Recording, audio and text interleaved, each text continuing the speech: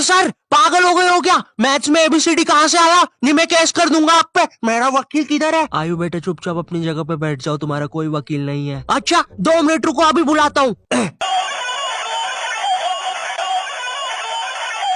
कर दिया मैंने मैसेज, आ रहा है। तुम नहीं, तुम मुझे कभी नहीं पकड़ सकते।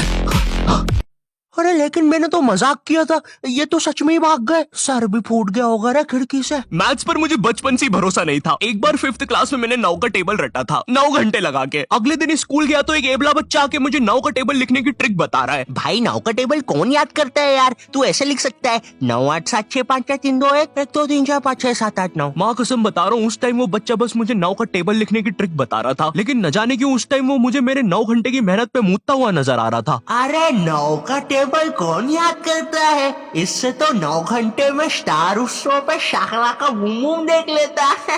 मैंने मैथ्स अकेले पढ़ना ही छोड़ दिया, ग्रुप स्टडीज ही करता था फिर मैं। और ग्रुप स्टडीज ना उन बच्चों के लिए होती है जिन्हें पता होता है कि कौन सा चैप्टर कैसे करना है। ये बच्चे ना अलग ही होते हैं। इनकी कॉपी में मोर का पंख होता है, मोर की कॉपी में इनका पंख होता है। इन्हें पता है कि इन चीजों का हमारे जीवन में क्या उपयोग है। ये लोग अपने सबसे क्लोज दोस्त को भी पूरा नाम लेके बुलाते हैं। युवराज राजेश पाटीदार इधर आओ।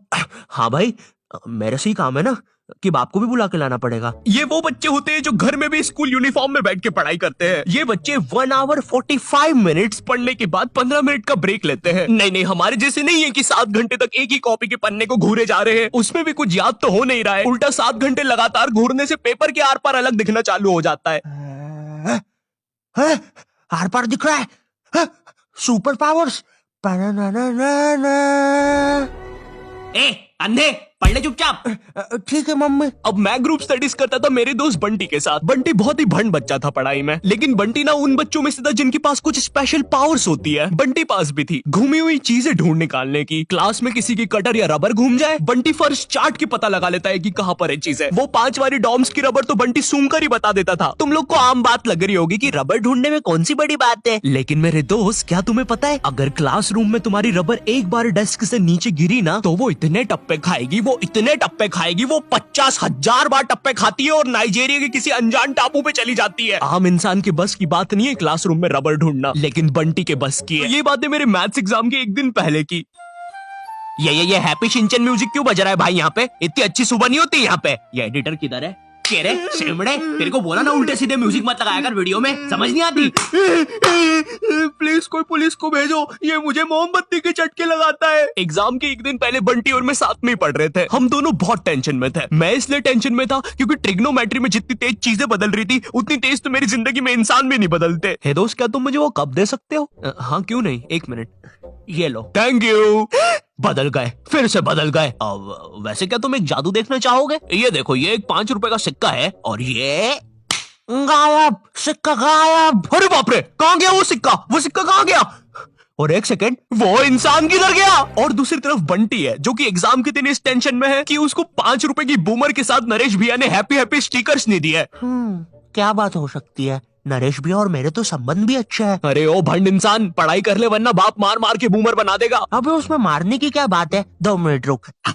ले, बन गया बूमर। और बाप मेरा कुछ भी नहीं कर सकता। अभी बर्थडे पे साइकिल दिला रहे हैं, उनकी साइकिल पे बैठ के उनका ही घर छोड़ के भाग जाऊंगा। वैसे तुझे पता है, अगर तू ये नटराज का स्केल अपनी आंखों पे रखेगा तो तुझे एक अलग डायमेंशन दिखेगा। बस इसी चीज से मैं क्लासरूम की खुफिया जगह का पता लगाऊंगा और जब पूरी क्लास लंच करने गई होगी तो मैं साक्षी को लेकर टाइम मशीन में बैठ के कहीं दूर भाग जाऊंगा।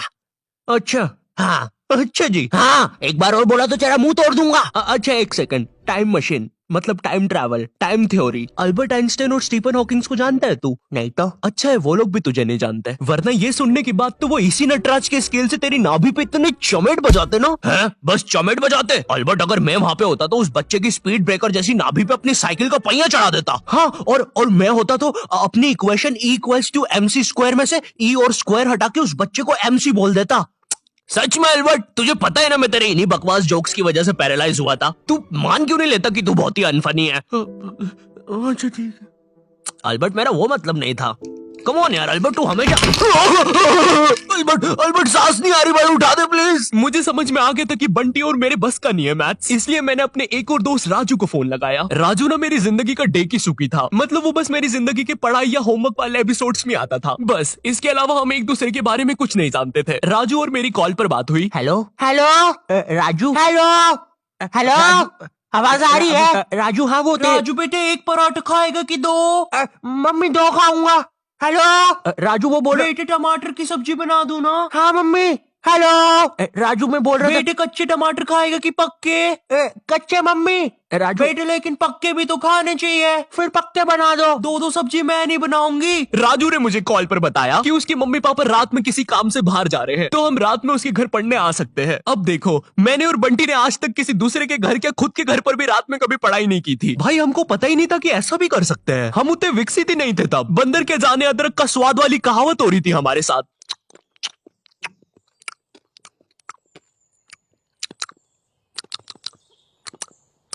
अरे ये क्या स्वाद है, समझ ही नहीं आ रहा। हम दोनों को पता तक नहीं है कि रात में पढ़ने के लिए लेके क्या जाना है। बंटी उधर विमल के झोले बांध रहा होता है। भाई देख, ये वाले झोले के अंदर अपना किराना है और ये वाले झोले के अंदर नाने मंजन का सामान है। और सुन, ये वाला झोला संभाल के रखना, इसके अंदर अरे मेरा चश्मा किधर गया? अनुपमा देखते समय यही तो उतारा था कि बाहर छोड़ दिया।